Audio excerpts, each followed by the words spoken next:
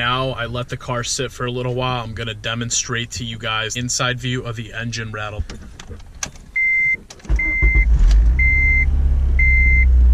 See how the RPMs just jumped up like that? I just got done changing my oil in my SI. I'm gonna go ahead and see if the rattle is still there upon startup.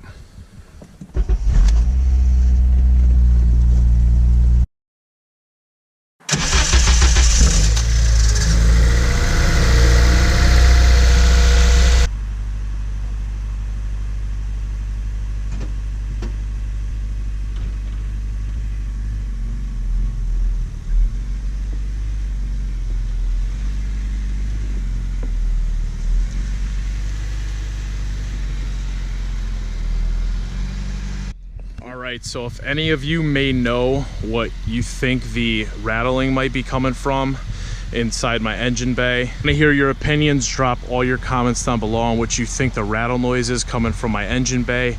I think I know what it is already, but I'm not going to go ahead and take anything apart before I start inspecting stuff. So I have an idea that it might be a timing issue, and it's common for these cars to have timing chain and timing chain tensioner issues, mainly tensioner issues, as well as the VTC issues as well. So the VTC is the whole gear, pretty crucial for operation. So is the timing chain and the tensioner. Make sure that the chain has plenty of tension on it so that you're not jumping a tooth or anything. Some of you who are like, oh dude, why not make a video, put up the sound, maybe we could pinpoint exactly what it is. Some of you guys also stated it might be the starter. There is a solenoid on it. There's also a ground on the starter. Sometimes when it fails, it makes like a, you know, rattle, grinding noise, but this is more of just a quick rattle. What I've done research on, you know, I did a lot of research forums and stuff and just all your opinions, but it comes down to a timing issue in my eyes. And you know, this car has 185K on it.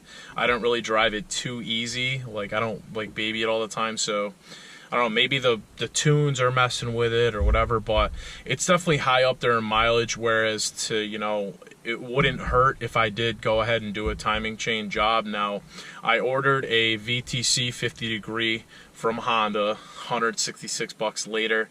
I have my timing chain tensioner, and all I would really need left is timing chain and guides. So all I need to do is really get those things. I would like to do this, you know, just to say I did it, and it's really good maintenance. Plus I can make a series for you guys how to do the timing chain on the K20Z3. Biggest problem right now, and you know, if I want to do this job, I want to be able to see everything I'm looking at. I want to take the whole motor out.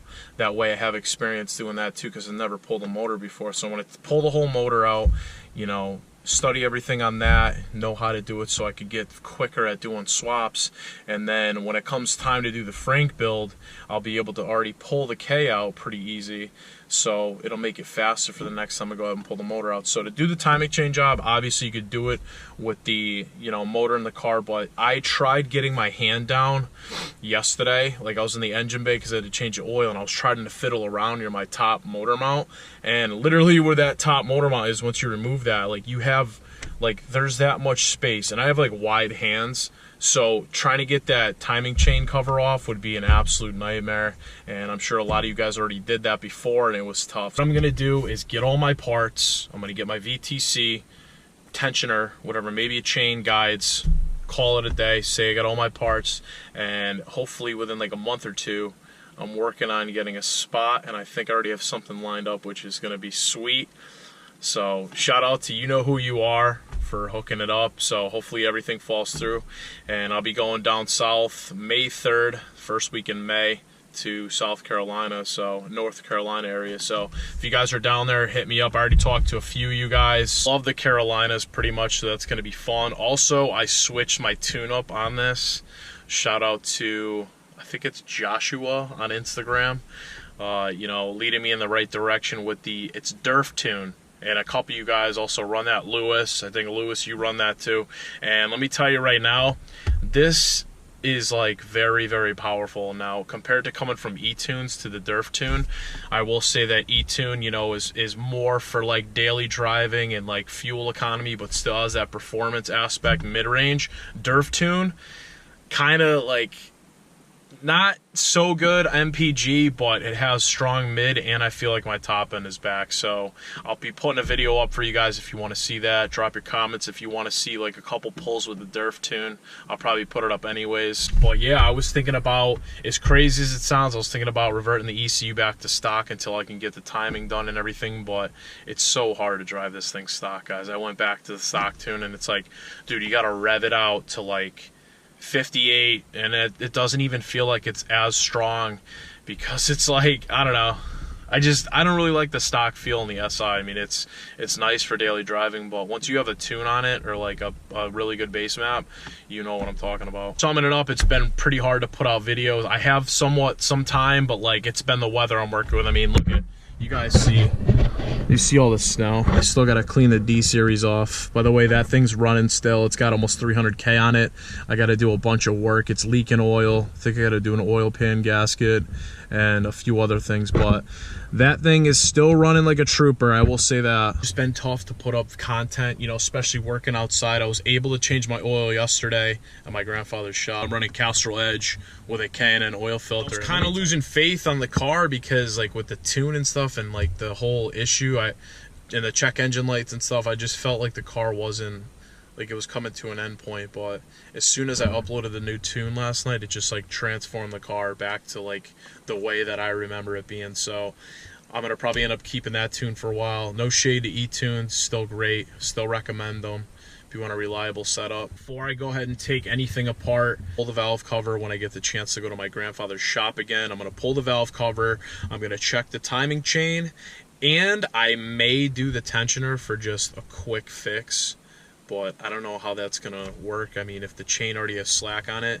probably be a waste of time, but I might do the tensioner. I'm gonna check the chain and let you guys know how that is. So I'll be putting up a video on that. I think that'll be pretty cool for you guys. Drop all your comments down below on what you think the rattle is. Like I said, I have an idea, but I always love hearing your guys' opinions. I do read the comments, just so you know. I like to hear your opinions. I know I'm not a mechanic and stuff, but I do. Your opinions are really cool, because then I go and research stuff on that. But like I said, I'm pretty sure I have an idea what it is. I'm not playing a guessing game here, and no work's going to be performed unless I absolutely need to do a timing chain or anything. This video a like, guys. We're almost at 10K subscribers. It's gonna be dope. Hopefully I'll have the Frank build by then, so we could do a mean burnout.